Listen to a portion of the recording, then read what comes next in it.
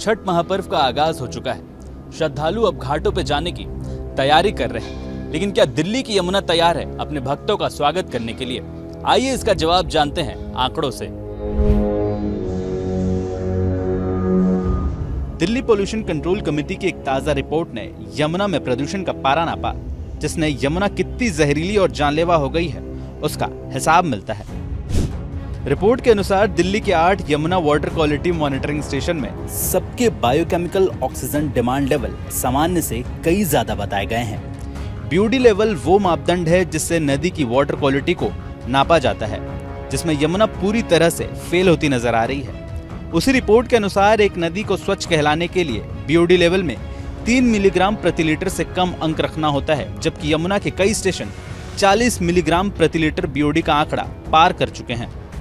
यमुना की यह हालत हाल ही के दिनों में नहीं हुई है।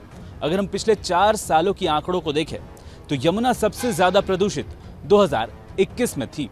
आइए आंकड़ों की मदद से समझते हैं कि कैसा था यमुना का प्रदूषण स्तर पिछले कुछ सालों में। यह ग्राफ आईटीओ ब्रिज स्थित यमुना के पिछले 4 सालों के प्रदूषण स्तर को बताता है, जिसमें यह नीली रेखा के नीचे नदी का पानी स्वच्छ माना जाता है। आंकड़ों के मुताबिक अगस्त 2021 में बीओडी स्तर 66 मिलीग्राम प्रति लीटर था, जो पिछले 4 सालों में सबसे ज्यादा है।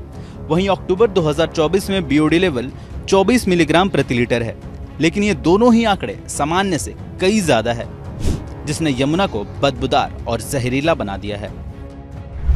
यमुना की इस बदतर हालत पे छठ घाट पे जाने वाले श्रद्धालुओं को कई प्रदूषित केमिकलों और बदबुओं के बीच अपने आराध्य की पूजा करनी होगी। लेकिन सवाल यह आता है कि क्या सरकार को सिर्फ इस पर्व के मौके पे ही यमुना की स्थिति नजर आती है?